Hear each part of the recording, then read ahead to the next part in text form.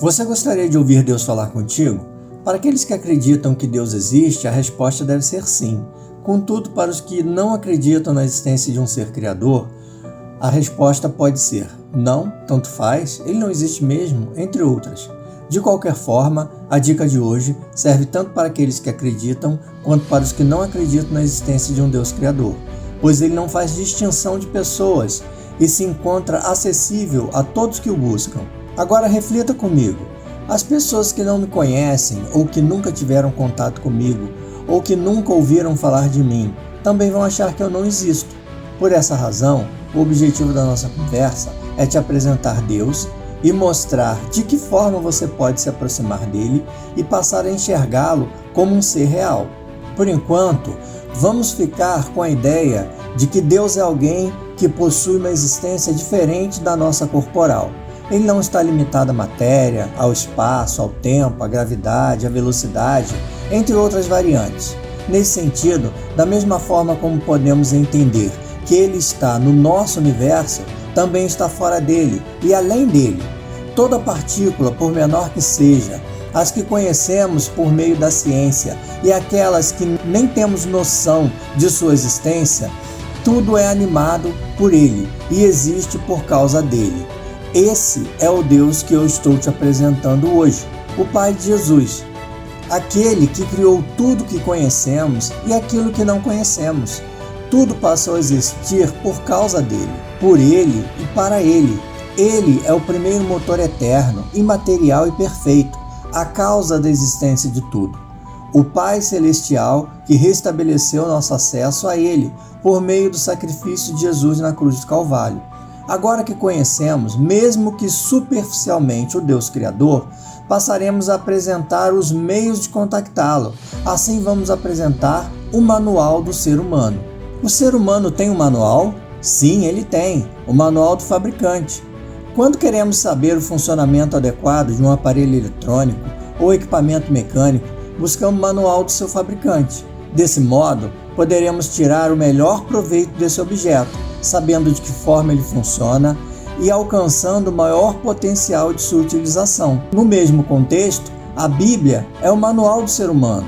Nela encontramos o motivo da criação do homem e a maneira para alcançar o melhor potencial para a existência do ser humano. Por meio desse manual, podemos perceber no livro de Gênesis, capítulo 1, a partir do versículo 20 até o 24, que Deus usa o poder das palavras para criar os animais. Ele dá ordens para criar os seres que voam, dá ordem às águas para que sejam criados os seres marinhos e dá ordem à terra para que sejam criados os seres terrestres. Entretanto, quando Deus cria o homem em Gênesis, capítulo 1, versículo 26, primeira parte, combinado com capítulo 2, versículo 7, ele forma o homem à sua imagem e semelhança do pó da terra, ou seja, ele molda o homem da argila e sopra nas suas narinas o fôlego de vida. Assim, além de ter criado o homem de uma forma totalmente diferenciada do restante da criação, Deus coloca no homem uma parte do seu ser, o espírito que é soprado nas suas narinas. No mesmo contexto, é possível perceber em Gênesis, capítulo 3, versículo 8, que Deus visitava o homem no jardim do Éden ao entardecer, o que sugere um comportamento regular de visitas. Isso indica que Deus criou o homem para estabelecer um relacionamento de convívio mútuo. O plano de Deus para o homem sempre foi o de convívio com o Criador, para que o ser humano pudesse descobrir e desenvolver todo o seu potencial, crescendo tanto em amor quanto em sabedoria. Contudo, a desobediência provocou a queda do homem, ocasionando a sua expulsão do jardim.